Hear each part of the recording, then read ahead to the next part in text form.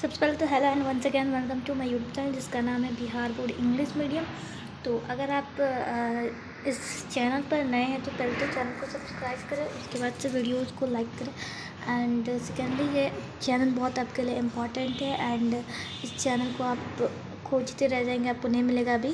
तो सबसे पहले तो चैनल को सब्सक्राइब करें, बेल आइकन को प्रेस करें, देन वीडियोज़ को देखना स्टार्ट करें, ठीक है। तो without any time waste video start करते हैं, ठीक है।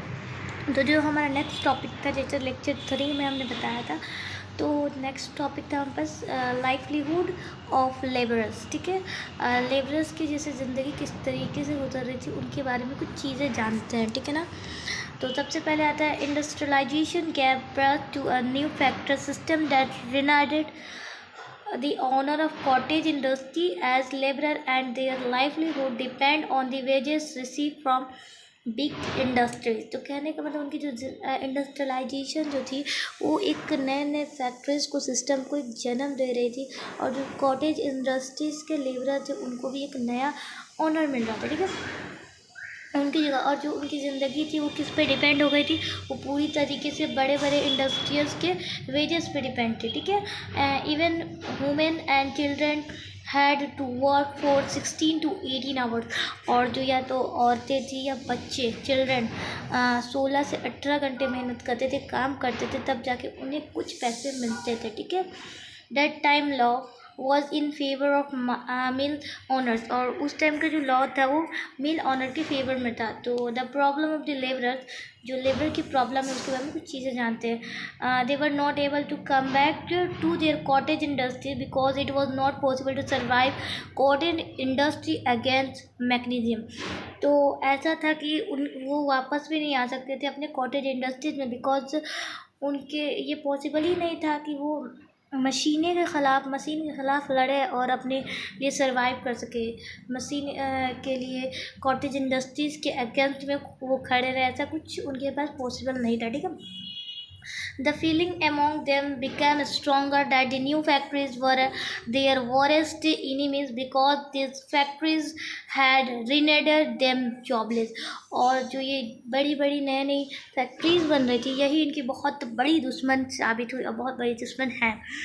तो उन फैक्ट्री उनके आगे जाकर उनको जॉबलेस कर दिया, अनएम्प्लॉयमेंट कर दिया, और बेरोजगारी का यही एक कारण बना, ठीक है। The condition of those labourers who got job in factories were troublesome.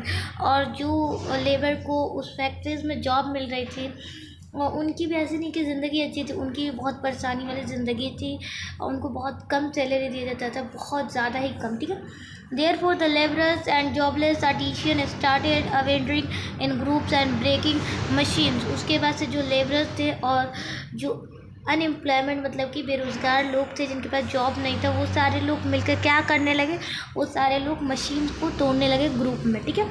In Europe even the hole mining ladies attack on machine. और जो यूरोप के मतलब ऊल के माइनिंग की लेडीज़ थी वो भी मशीन पर अटैक करने लगी, ठीक है। On many places machine were brought to cross roads and set to fire. और जब मशीन रोड से अलग जगह से दूसरी जगह क्रॉस करनी होती थी तो वहाँ पर लोग फायर कर दिया करते थे, जला दिया करते थे, ठीक है। Industrialization has damaged the livelihood of laborers to this extent that they had no money to purchase even commodities of daily life use. तो यहाँ पर कहने का मतलब है उनकी ज़िंदगी जो रोज़ाना की ज़िंदगी थी उनके लिए उसके लिए भी पैसे नहीं थे, और जो इंडस्ट्रियलाइजेशन थी उनकी ज़िंदगी को पूरी तरीके से बर्बाद मतलब डैमेज कर चुकी थी लेबरर्स की ज़िंदगी को, ठीक है। तो जो लेबरर्स थे उन्होंने एक मूवमेंट को अडॉप्ट किया 1830 से 1848 के बीच की बात है, ठीक है। Labourers organise themselves and held exhibition in London for their right. और उन्होंने एग्जीबिशन लंदन में अपने हक के लिए लड़ने के लिए हेल्ड किया एक ऑर्गेनाइजेशन जिसका नाम था रिफॉर्म एक्ट, जिसको 1832 में पास किया गया। But labourer had no benefit of it. और लेबरर को इस एक्ट के लिए बेनिफिट नहीं मिला, इस एक्ट में जो भी चीज़ें थे, बट लेबर को इस चीज़ में कोई भी बेनिफिट नहीं मिला, ठीक है। They were not even given right to franchise. और उन्हें ऐसा कोई राइट्स नहीं था फ्रेंचियस के लिए भी। Therefore they started chartist movement in 1838 और उन्होंने एक चार्टर्स मूवमेंट का भी स्टार्ट किया 1838 में, जो कि लंदन में मैन एसोसिएशन के काम किए जाते थे। मतलब it can be treated as the first organisation movement of labourers, और ये एक ऐसा मतलब ऑर्गेनाइजेशन था जो लेबर का पहला अट्रैक्ट था। ठीक है, तो the movement did not get success then, but later on it got so much popularity that the members of parliament had to individuate themselves to fulfill the demands of the laborers। और जो लोग थे उनकी जो movement ऐसा success नहीं हो पाई, और कुछ देर बाद उनकी जो पॉपुलैरिटी थी मेंबर्स पार्लियामेंट की वो ज़्यादा मतलब फुलफिल होने लगी, और उसके बाद से कहा गया कि जो लेबरर्स की डिमांड होगी उसे पार्लियामेंट में पहुंचाया गया तो वो फुलफिल की जाएगी। ठीक है, in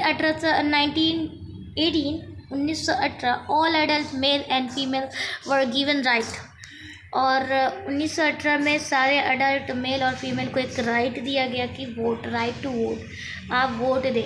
after the second world war party formed government in England and started safe guardian the interest of the labourers. ठीक है, तो यहाँ कहा गया कि जो सेकेंड वर्ल्ड वॉर के बाद ये चीज़ें वोट, राइट टू वोट जो थी एक बहुत कीमती चीज़ होती है एक आम आदमी के लिए, आम जनता के लिए। ठीक है, अगर आपने गलत इंसान को वोट किया ना तो आपकी पूरी मतलब ज़िंदगी को 5 साल के लिए बर्बाद भी कर सकते हैं और 5 साल के लिए अच्छी कर सकते हैं। इसीलिए आप अपना ना सोच के, अपने फैमिली का ना सोच के वोट किसको दें, किस तरीके से, किसके गाइडेंस में वोट दें, तो अपने देश का सोच के कि हम इंडियन है, अगर हम इसको वोट देंगे तो हमारे देश को क्या नुकसान हो सकता है, हमारे देश में क्या प्रॉफिट हो सकता है। अगर देखिए मानिए 2 पार्टी है, एक पार्टी को मैंने वोट दिया तो वो थोड़ी सी नुकसान वाली है। ठीक है, वो किसको नुकसान पहुंचेगी, वो मेरे देश को नुकसान पहुंचेगी, मेरे कंट्री को। और एक पार्टी जिसको मैंने वोट दिया तो वो मैंने ऐसा सोचा, इमेजिनेशन किया कि नहीं ये पार्टी को मैंने वोट दिया तो यानी हाँ बाई चांस मेरे जो कंट्री है वो आगे जाएगी, डेवलप्ड होगी। तो इसीलिए आप अपने देश के लिए वोट दें कि मेरे देश जो है डेवलप करे। ठीक है, तो एक वोट बहुत कीमती चीज़ है, क्योंकि अभी वोटिंग का टाइम चल रहा है, इसलिए मैं थोड़ा वोट के बारे में अच्छी चीज़ें बता देती हूँ। ठीक है, वोट आपके हाथों में, आप किसे देते हैं, तो सही इंसान को चुने, सही व्यक्ति को चुने, सही ग्रुप को चुने और सही लीडर्स को चुने अपने देश के 5 साल देने के लिए उसे। ठीक है, तो चलिए ये सारी चीज़ हो गई।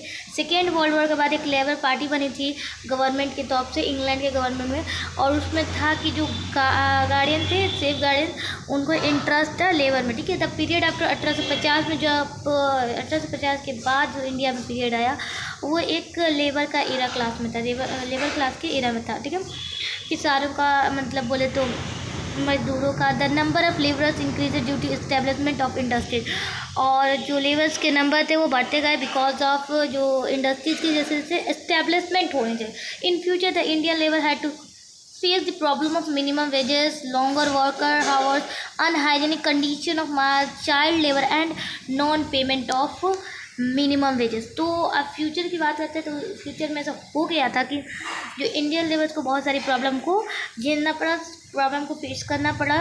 जैसे हो गया कि बहुत ज़्यादा वेजेस को उठाना मिनिमम, और बहुत घंटे काम करना, 16 से 18 घंटा, 18 से 19 घंटे। ठीक है, और उनकी जो कंडीशन थी मार्च की वो अनहाइजीनिक होना और चाइल्ड लेबर। ठीक है, ये तो बहुत ही मतलब बहुत गिरी हुई हरकत होती है चाइल्ड लेबर अगर कोई काम कराता है तो। ठीक है, और जो चीज़ें होती हैं उनको नॉन पेमेंट, मतलब कि वुमेन से काम भी करा रहे हैं उसकी वजह से उसको पेमेंट भी नहीं दे रहे, सैलरी भी नहीं दे रहे। ठीक है, besides the Indian labourers started sharing dissatisfaction to the authority of administration. तो कहने का मतलब इसके बाद सारी चीज़ों के बाद जो इंडियन लेबर्स थे उन्होंने ये चीज़ों में असंतुष्ट जो चीज़ें थी, मतलब डिससेटिस्फेक्शन जताना शुरू कर दिया एडमिनिस्ट्रेशन के सामने। ठीक है, उसके बाद से उन्होंने एक प्लान बनाया agitation against mill owner and colonial explanation के शुरुआत में। ठीक है, उसमें ऐसा था इन दिस एक्ट, उस एक्ट में ऐसा था कि जो टेक्सटाइल माइल के ऑनर होंगे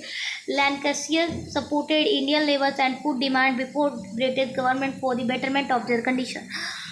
उन्होंने ऐसा जो लैंकाशियर थे माइल्स के ऑनर, टेक्सटाइल माइल्स के, उन्होंने इंडियन लेबर्स के सपोर्ट में थे और उन्होंने ऐसा कहा कि ब्रिटिश के पहले जो चीज़ें डिमांड की गई है उन्हें हम बेहतर करने के लिए उनके कंडीशन को बेहतर करेंगे, ठीक है। They had appreciates that due to cheap labour the Indian industries can't could be competitor, और इसके चलते जो चीज़ें चीप लेबर के लिए इंडियन इंडस्ट्री में थी वो एक कम्पिटिटर की तरह आने लगी। On the basis of their demand, उनके डिमांड के बेसिस पर एक कमीशन अपॉइंट किया गया था 1875 में, जो कि क्या था, उस रिपोर्ट में था कि उस कमीशन में फैक्ट्री एक्ट, ठीक है, जो 1881 में पास किया गया, ठीक है।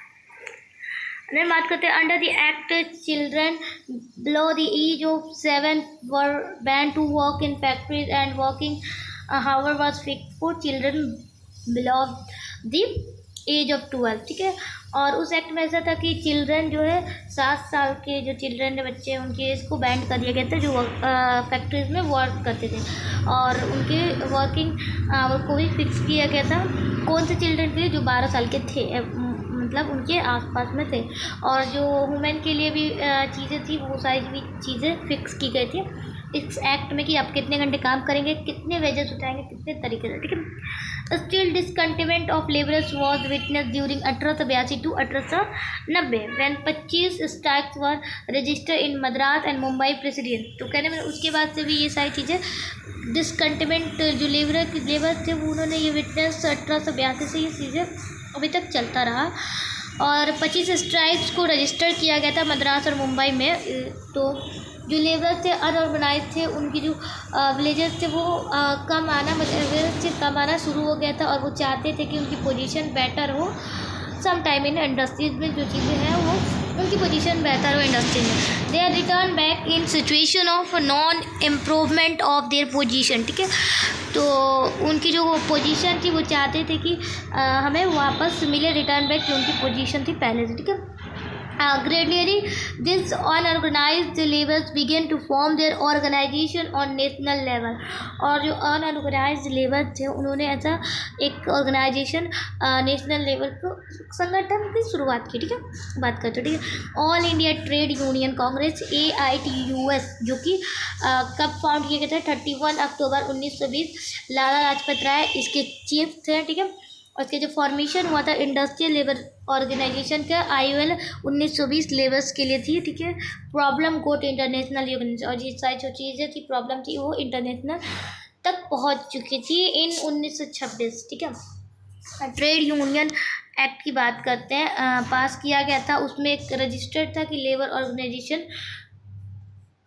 के बारे में, ठीक है। During grave economic depression neither the receding wages were check by strike not the reattachment of labour by be control. तो कहने मतलब कि जब इकोनॉमिक डिप्रेशन चल रहा था उस वक्त जो लेबर्स थे उन्हें चेक किया जाता है स्ट्राइक के थ्रू कि रीअटैचमेंट ना हो लेबर्स के, उनको कंट्रोल किया जाए। और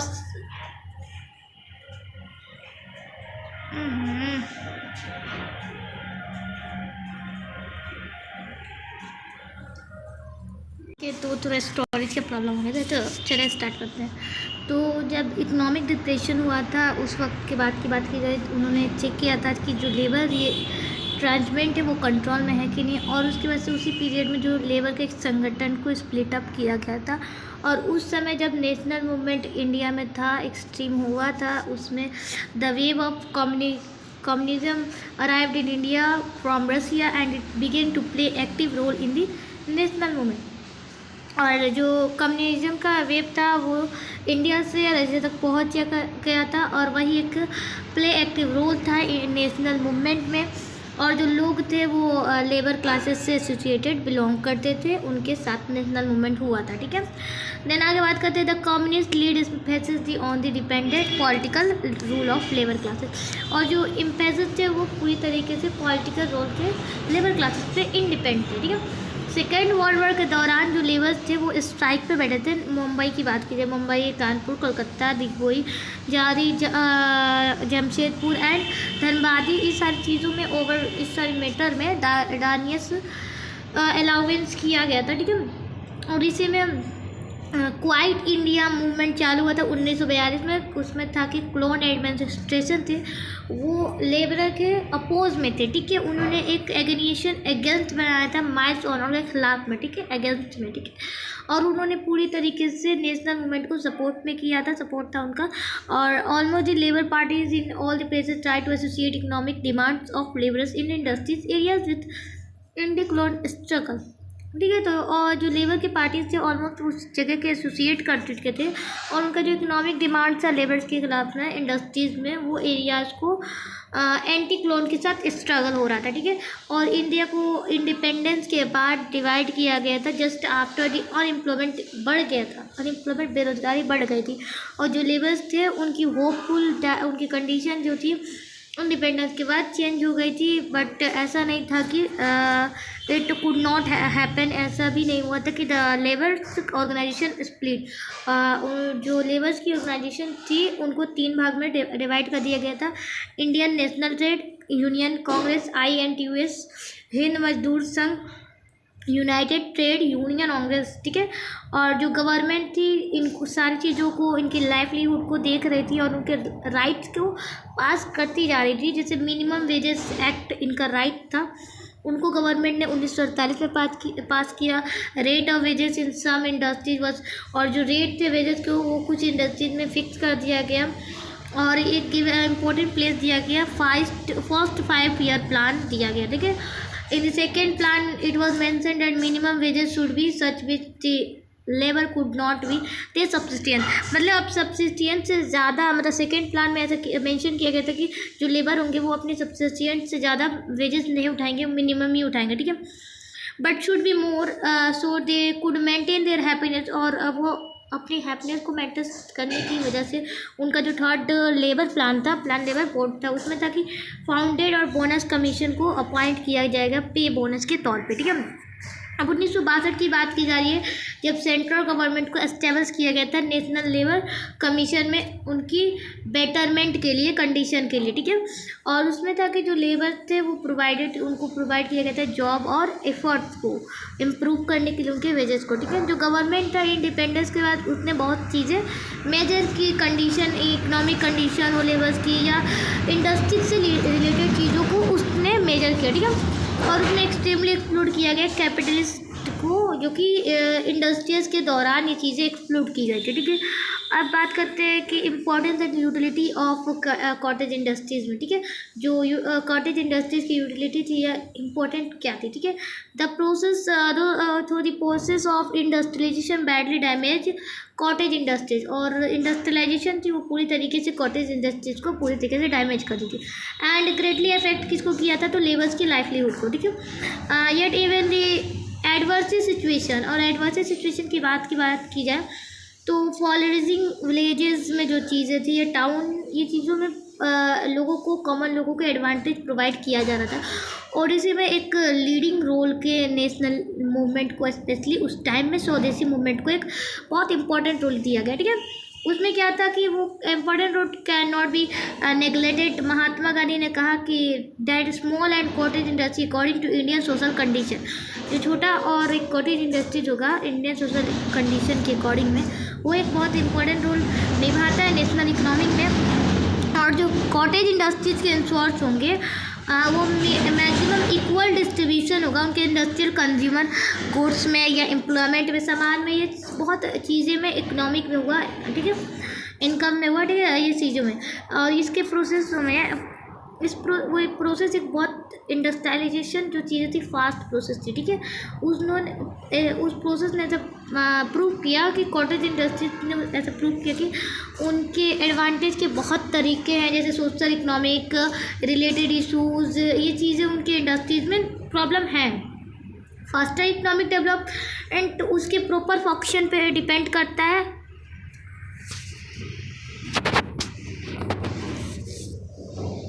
अलग वे में एडवांटेज एडवांटेज थे और उनको सारी चीज़ें ये चीज़ें डिपेंड किस पे करती थी, तो प्रॉपर फंक्शनिंग पे, ठीक है। और इसका जो पावरफुल चीज़ थी, पावरफुल टूल थी, सोशल इकोनॉमिक डेवलपमेंट और उस एरिया वाइज जो प्रोग्रेस को बैलेंस किया जाता है, ये इसका पावरफुल रोल था, ठीक है, टूल था, ठीक है। देन बात करते हैं biggest importance is that the development of this industry provide employment opportunity on large scale in steel increase enterprises and ensure better usages of available technique, ठीक है। तो ये जो बिगेस्ट इंपॉर्टेंस की बात की गई है डेवलपमेंट में, तो ये इंडस्ट्रीज को एम्प्लॉयमेंट को प्रोवाइड करेगा अपॉर्चुनिटीज़ को लार्ज स्केल में, और जो इनकी स्किल होंगी, उनके इंटरप्रेन्योरियल चीज़ें होंगी, उद्यमिता, ठीक है, इसको कहा था, वो चीज़ों को बढ़ाएगी और ये बेटर यूजेस में अवेलेबल टेक्निक को कराएगी, ठीक है।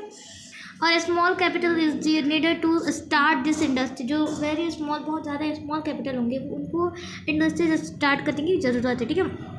और एक कैसा pay attention on the permission of productivity capacity well in industrialisation the power of production remains in the hand of few the cottage industry check the flow of population to cities. तो कहने का मतलब है जो industrials होंगे, industrialisation उनकी जो production की पावर होगी वो हैंड ऑफ वी होगी, ठीक है। और जो कॉटेज इंडस्ट्रीज होंगी उनके पॉपुलेशन, सिटीज़ को पॉपुलेशन को चेक करेगी, ठीक है। द इंडियन मैन्युफैक्चर्स जो सामान आ रहे थे, गुड्स आ रहे थे, वो वर्ल्ड वाइड मार्केट में जा रहे थे, जो डेवलपमेंट हो रही थी इंडस्ट्रियल सिस्टम्स की, वो मॉडर्न टेक्निक्स में आ रही थी, ठीक है। सिंपल से समझो, there was world wide demand, जो नाइलॉन का डिमांड है, चेंट, कॉटन, टेक्सटाइल, ये चीज़ें नाम है, ठीक है। इंडियन इंडस्ट्रियलाइजेशन में प्रोवाइड किया गया था goods not only for fulfilment of local needs but they also exported the manufacture good. तो कहने वाला ऐसा नहीं कि बस लोकल एरियाज में या लोकल ज़रूरत के लिए उनको सामान को प्रोवाइड किया जा रहा है इंडियन इंडस्ट्री में, लेकिन नहीं, उनको बाहर भी एक्सपोर्ट किया गया था, मैन्युफैक्चर किया जा रहा था, ठीक है। और इसमें जो मेन आइटम्स थी एक्सपोर्ट करने की, वो थी कॉटन, सिल्क, चेंट्स, इस सारी चीज़ें, वेराइटीज़ थी इसकी, और ऊल की, ठीक है। जो पीपल थे बिलोंग करते थे हाई क्लास से ब्रिटेन में, तो उन्होंने लार्जली किसको प्रेफर किया, तो है इंडियन को वो भी कौन से, हैंडीक्राफ्ट, मतलब जो हैंड से बनाते थे, ठीक है, इंडियन के हाथ के बनाए हुए आइटम्स को प्रेफर करते थे, ठीक है। जो आइटम्स है जैसे क्लॉथ हो गया या हैंडमेड थिन थ्रेड्स थे, ठीक है, उनको ये लोग प्रेफर्ड करते थे। और जो फेमस मद्रासी लुंगीज, जो कि इंडिया क्लास के लोग थे, इंडियन लोग थे, वो बहुत अच्छा ये चीज़ें बनाते थे, ठीक है। और जो हाई क्लासेस के ब्रिटेन थे, वो इसको बहुत डिमांडेड था, ग्रेट डिमांडेड था, ठीक है। और ये सारी जो आइटम थी वो इमिडिएटली जो मशीन से नहीं बनती थी ना, मशीन से जो चीज़ें नहीं होती, वो स्पेशल फीचर्स से होती थी, और उनके फेनिमा में ये चीज़ें अफेक्ट कर गई अनएम्प्लॉयमेंट पे, और ये बहुत ज़्यादा कॉस्टली हो गया हाई क्लास पर्सन के लिए फॉरेन कंट्रीज से, ठीक है। और जो इंडियन कॉटेज इंडस्ट्रीज़ के लोग थे और इंडस्ट्रीज था, हैंडीक्राफ्ट, जो सफ़र कर रहे थे डाउनफॉल से, जैसे पॉलिटिकल रिलेशन हो गया इंग्लिश के साथ या इंडस्ट्रियलाइजेशन से, इनको बहुत सारा उन्हें सफ़र करना पड़ा, ठीक है। और इसी पॉलिसी, जो ब्रिटिश की गवर्नमेंट की पॉलिसी थी, उन्हें एक सपोर्ट की तरह इंपोर्ट किया गया फॉरेन सामान को इंडिया में, और उन्हें रॉ मटेरियल को भी प्रोवाइड किया गया, ठीक है। So no attention was paid on rural industries, और इसीलिए जो अटेंशन थे पेड के, वो रूरल इंडस्ट्रीज़ में नहीं किया गया। और उसके दौरान जो चीज़ें थी नेशनल मूवमेंट के, स्पेशली स्वदेशी मूवमेंट, इसमें बहुत ज़्यादा स्टील डिमांड करता है, और खाड़ी क्लॉथ्स हो गया, ये चीज़ें जो बहुत डिमांडेड थी कॉटेज इंडस्ट्रीज़ के लिए इंकरेजमेंट कर रही थी, ठीक है। और ये जो चीज़ें थी वो डिमांड के तौर पे बढ़ती जा रही थी सामान, और जो प्रोड्यूस था कॉटेज इंडस्ट्रीज़ की, वो भी बढ़ती है। और दो वर्ल्ड वॉर के बीच में, ठीक है, कॉटेज इंडस्ट्रीज़ विथ फैक्ट्रीज था, और उनके साथ एक प्लेइंग रोल कौन निभा रहा था, प्रोडक्शन इन रीजनल एरियाज, ठीक है। After attaining independence in 97, independence के बाद 1947 में देयर वाज एक पॉलिसी में चेंज आया गवर्नमेंट के इंडिया में, कि जो कॉटेज के डेवलपमेंट होगी इंडस्ट्रीज़ के, वो 6 अप्रैल 1947 में स्मॉल और कॉटेज इंडस्ट्रीज़ को एक स्पेशल सपोर्ट दिया जाएगा, ठीक है। 5 बोर्ड कॉन्स्टिट्यूशन बना 1952 से 1953 तक, ठीक है। वो सारी चीज़ें जो रिलेटेड थी हैंडलूम से थी, सिल्क से थी, खाड़ी कॉटन से थी, ठीक है, कोकोनट फाइबर से थी, रूरल इंडस्ट्रीज से थी। और उनके पास जो स्पेशल मेंशन जो चीज़ें थी उनके सपोर्ट में, वो इंडस्ट्रियल पॉलिसी थी 1956 से 1977 तक, ठीक है। और उनके जो उसके बाद जो इंडस्ट्रियल पॉलिसी को डिक्लेयर किया गया इशू के दौरान 23 जुलाई 1980 को ये मेंशन किया गया था कि एग्रो बेस्ड इंडस्ट्रीज़ को as well as limit of small industries को इन्हेंस किया जाएगा, ठीक है। That we say that after independence of the one side the government of India kicked up cottage industries. On the other hand, the process of the industrialization began to flourish. Now there was expansion in the industrial sectors like chemical and power, electricity, electronics and automatic machine use. The beginning of nationalism in India was the outcome of the beginning of colonial expansion under the British industry policy in the 19th century. तो कहने वाला कि जैसा कि हमने देखा independence के बाद एक साइड पे गवर्नमेंट को और इंडिया के किक कॉटेज इंडस्ट्रीज में अलग चल रही थी, और उसके बाद दूसरे प्रोसेस में देखेंगे कि जो इंडस्ट्रियलाइजेशन थी वो शुरू में फ्लोराइज होना शुरू हो गई थी, और इसी प्रोसेस में जो इंडस्ट्रियल एक्सपेंशन थे लाइक केमिकल पावर हो गई, इलेक्ट्रिसिटी हो गई, ये सारी चीज़ें ऑटोमेटिक मशीन को यूज़ करना स्टार्ट हो गया। जब इंडस्ट्रियलिज्म को इंडिया में शुरू किया गया उसका जो एक आउटकम निकला वो एक क्लोन एक्सप्लोनेशन के जो कि ब्रिटिश इंडस्ट्रीज़ के 19th सेंचुरी के अंदर में है, ठीक है, अंडर में है। अंदर बात करते हैं जब महात्मा गांधी इस सारी चीज़ों में आए थे तो उन्होंने क्या स्टार्ट किया, नॉन कॉपरेशन मूवमेंट, ठीक है, जो कि माइल होकर अहमदाबाद के और खेरा के सपोर्ट में आए थे नेशनलिस्ट के, ठीक है, ओके। और महात्मा गांधी ने इंडिविजुअल्स टू रिवाइव किया था कॉटेज इंडस्ट्रीज़ में, जो कि फॉरेन फूड से सामान को और जो चीज़ें स्वदेशी मूवमेंट के अगेंस्ट में थी कॉलोनाइज उनको उन्होंने रिजेक्शन के तौर पे इम्फेसिस किया। और जो वर्कर थे वर्किंग माइल्स में वर्क कर रहे थे इंडिया के, उन्होंने गांधी जी ने उनके सपोर्ट में क्या लिया, क्वाइट इंडिया मूवमेंट, ठीक है, और इंडस्ट्रियलाइजेशन को स्टार्ट किया इकोनॉमिक प्रोसेस में, और उन्होंने बहुत तरीके से पॉलिटिकल और सोशल चेंजेस लाए इंडिया में, ठीक है। ब्रिटेन नो की जो लीडिंग पावर है इंडस्ट्रियल पावर के वो फर्स्ट पोजीशन पे है 1950 के बाद, ठीक है।